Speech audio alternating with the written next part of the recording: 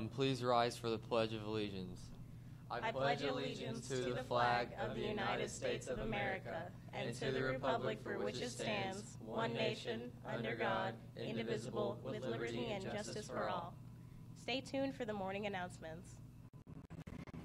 Good morning, Douglas. Today is a B-Day. Juniors who have a 3.0 or higher and hold 2 leadership positions in school, religious, or community-sponsored organizations are eligible to participate in the You Salute program, which could lead to scholarships and awards. Applications were distributed to eligible students and advisory. If you didn't receive one or have questions, please see your counselor. Applications are due to Ms. Cope in B111 by September 26th. Student Council will be pre-selling shirts in the cafeteria during lunch through Thursday. The short sleeve shirts are $10 and the long sleeve shirts are $12. The shirts will be in some time before the homecoming game on September 21st. The homecoming dance will be Saturday, September 22nd from 8 to 11 p.m. in the Aux Gym.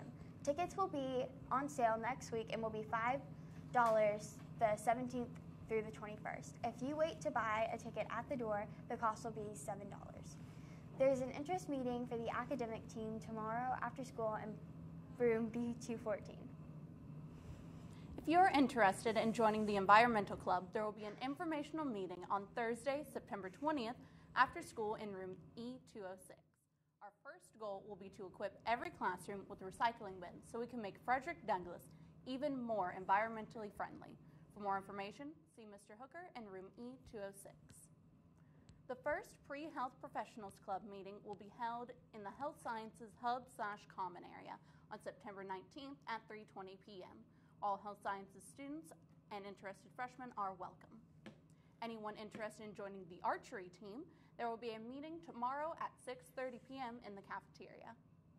Any girl wanting to participate in Powder Puff on Monday evening next week, please sign up in the cafeteria during lunch or by the end of the day on Thursday. The posters are on the side of the social stairs taped to the wall. Make sure to sign up with your grade level team. Any boy wanting to participate in men's volleyball on Wednesday evening next week, please sign up in the cafeteria during lunch or by the end of the day tomorrow. The posters are on the side of the social stairs taped to the wall. Make sure to sign up with your grade level team. Any student that signs up to play Powder Puff or men's volleyball next week must stay for a brief meeting after school on Friday in B200 Wing Common area. We will go over the specifics for both events, and you cannot participate if you don't attend the meeting. FDHS volleyball fans, Monday, September 17th is our Pink Night at Henry Clay to raise money and awareness for breast cancer, and we are planning a pink out. Any student who wears pink to the game will get in free, and there will be a bake sale and raffles to win gift cards to local restaurants and stores. ESS tutoring will begin on September 24th. Math tutoring will be on Mondays, Wednesdays, and Thursdays. English, Science, and Social Studies will be offered Wednesdays and Thursdays. All Key Club members need to report to A202 for a short meeting this afternoon. We will be voting on officers, so please be in attendance. Please remember to run for a club office. You must send an email to Ms. McVeigh by 3 p.m. today. GSA will meet on September 19th in room A202 at 3:30 p.m. The meeting will last an hour. Please join us. My name is Paige Hensley, and I am here for the National Arts and Education Week. The visual arts have taught me how to focus on the journey rather than the end product. And I have learned how to come back to a project with a new look and a new idea. I hope that you can find a creative outlet here at Douglass. Now for Mr. Diaz.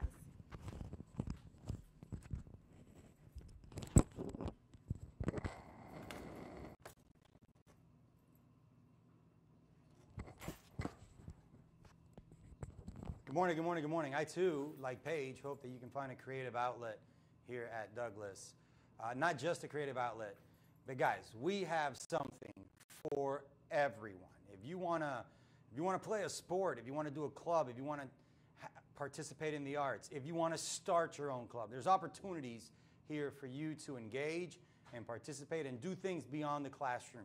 Research shows, and these are scientists at Harvard and different institutions of higher learning that do these studies, Research shows that students perform better academically when they participate in an extra or co-curricular activity.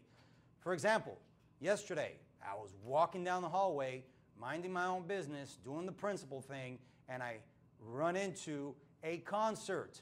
The chorus kids were standing in front of the front staircase performing and singing, and the acoustics, I did not believe how good it sounded in that space. It was fantastic. I put a video out on my Twitter. It was really, really good, guys.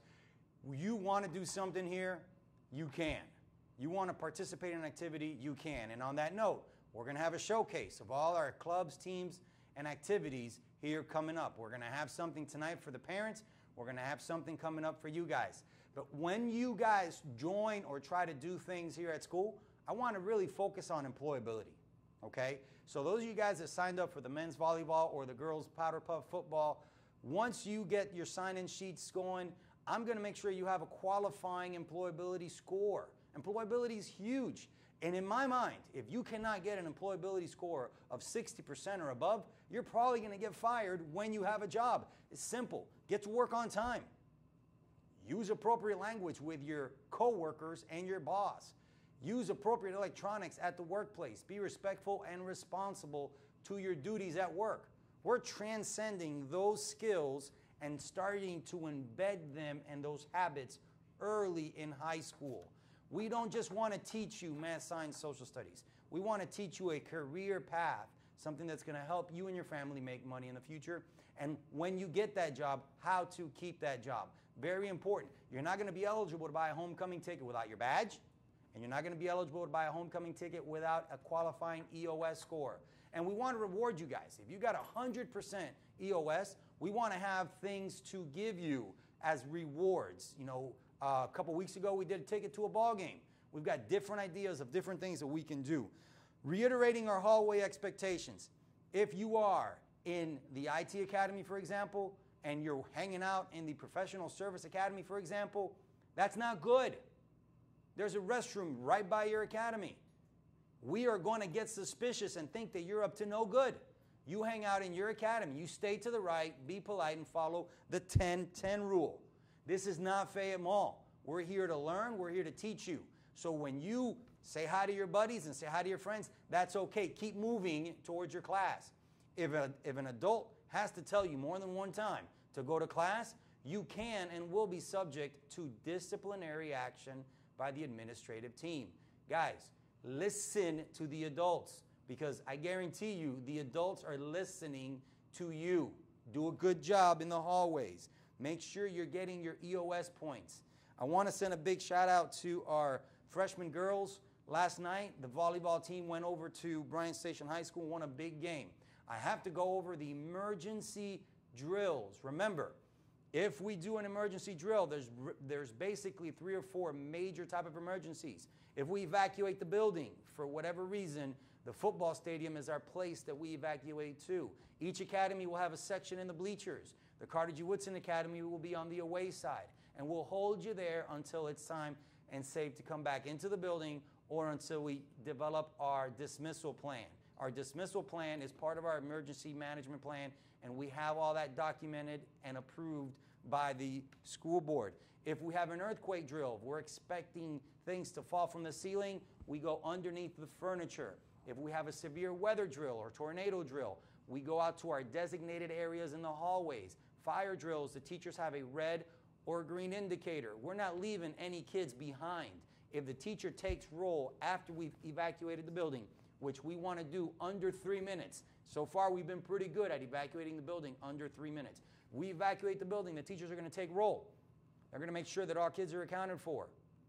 At that point, they're going to show us a green indicator or a red indicator. If they're missing someone, we're going to find out who they're missing. We're going to get on our radios and we're going to find out where that kid is. That's important for us. Guys, yesterday, I had every intention of talking to you about the 9/11 terrorist attack on the United States in 2001. And a lot of you guys were not born. Some of you guys here don't remember that. I remember it like it was yesterday. I was teaching science at South Miami Senior High in Miami, Florida, and my neighbor knocks on my door. He says, 2 planes just crashed into the Twin Towers. The first thing I thought was, who gave that guy a pilot's license? That's not good. Then he said, nobody. We think it's a terrorist attack. We didn't know much then. And then the towers actually fall because of the fires, and we have a huge mass casualty event in New York City, in the heart of the United States of America. Since that day, this country has been at war. Since that day, we've gone on to Afghanistan, we've gone on to other places, looking for some of these folks that committed this act of terror. Nothing has been the same. The way that we go into an airport, the way that we, conduct ourselves in society, everything has an impact. So, guys, we can never forget, and we have to always make sure that we remember and that we understand what that flag means. Everyone is allowed to express themselves in their own way. This is a free country, and this country provides the freedom of speech, and that's why. Because we have brave young men and young women that go and risk their lives and defend our freedom. So that's what I want to say about 9/11 yesterday. I was watching the United States men's soccer game, and they really did a good job in the pregame talking about all the history and the pride and the national symbolism with the 9/11 monument in the ground zero. So I want to reiterate that with us today and how that resonates with me and with us. Tonight is huge. Tonight is open house. Our parents are coming in tonight. We are going to open the doors at 5:30. We will have advisory at 6 o'clock. Your parents are going to come into the building and they're going to find their name on the advisory list, just like you guys did the first day of school. Their schedules are going to be with their advisory teacher. I know that we've changed a few advisories and we've changed a few schedules. We'll figure it out the best we can. We've got senior sessions going on in the auditorium. We got EOS going on, and we'll have folks in the cafeteria showcasing different clubs and activities. I think it's going to be a great afternoon. Your parents will get the opportunity to go through the entire schedule of classes that you have, and we're going to showcase our morning announcements. When they go to advisory, they're going to experience the same thing that you guys experience. That's all the announcements I have for you today. I'm Lester Diaz, your principal, and it is an honor and a privilege to serve you in this capacity.